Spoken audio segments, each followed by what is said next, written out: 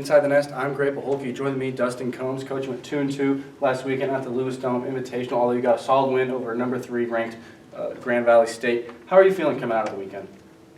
Well, it felt good beating Grand Valley. We had played them several times there and had never gotten them. So getting that win felt really nice. It would have been more to celebrate if we could have won another one that day. But competition at that Dome tournament every year is really tough. It's regional games, and you're gonna see quality teams, which is why we go.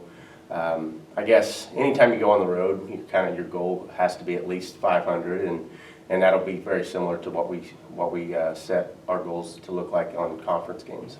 One player that stood out was Lindsay Dillon. Had a tough opening weekend 2 weekends ago, but then comes in, hits 500 with a home run, and then was named GLVC Player of the Week. What was the difference between her? There wasn't a lot of difference, to be honest. She hit a lot of balls right at people in that first weekend, but Lindsay has proven over her 4 years that she's such a dynamic player that you just got to give her the opportunity to get hot. And when she does get hot, we witnessed that this past weekend. She was out on a couple of balls that probably were hit harder than her home runs, honestly. So she was just seeing the ball really well. She had a great approach at the plate. She's so dynamic. She can do a lot of things. For a kid her size to hit with that type of pop and then be able to be a threat on the base pass is pretty special. 2 more players, younger, the sophomore pitchers in Kenzie Jones and Halim are taking down Grand Valley State, and Jones currently with a 2.5 ERA. What are some things that you've seen through them early? Really just their confidence, knowing that they're going to get the ball. They were in a situation as freshmen where there really wasn't much pressure with having a veteran pitching staff.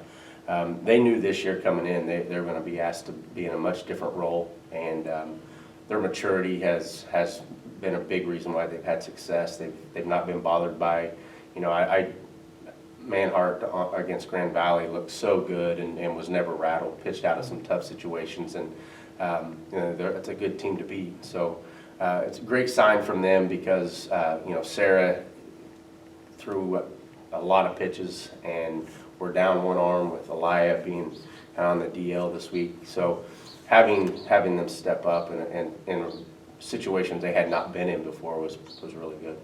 One more player, Tory Faris, kind of been under the radar her first 2 years now, a junior. She's batting .259 and has 6 doubles. What role do you expect her to play? Well, we've got her in our leadoff spot.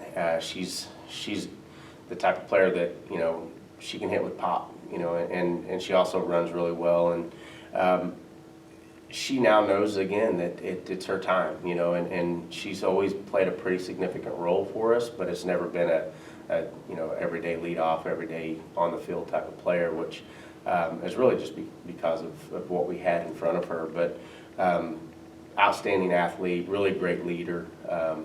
Doesn't show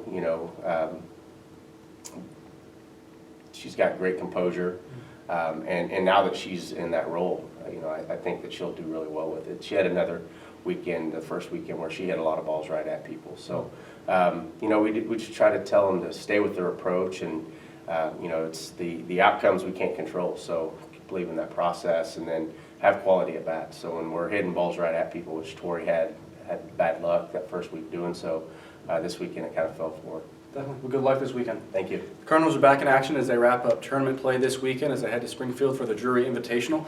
I'm Gray Paholke, and this has been Inside the Nest. We'll see you next week.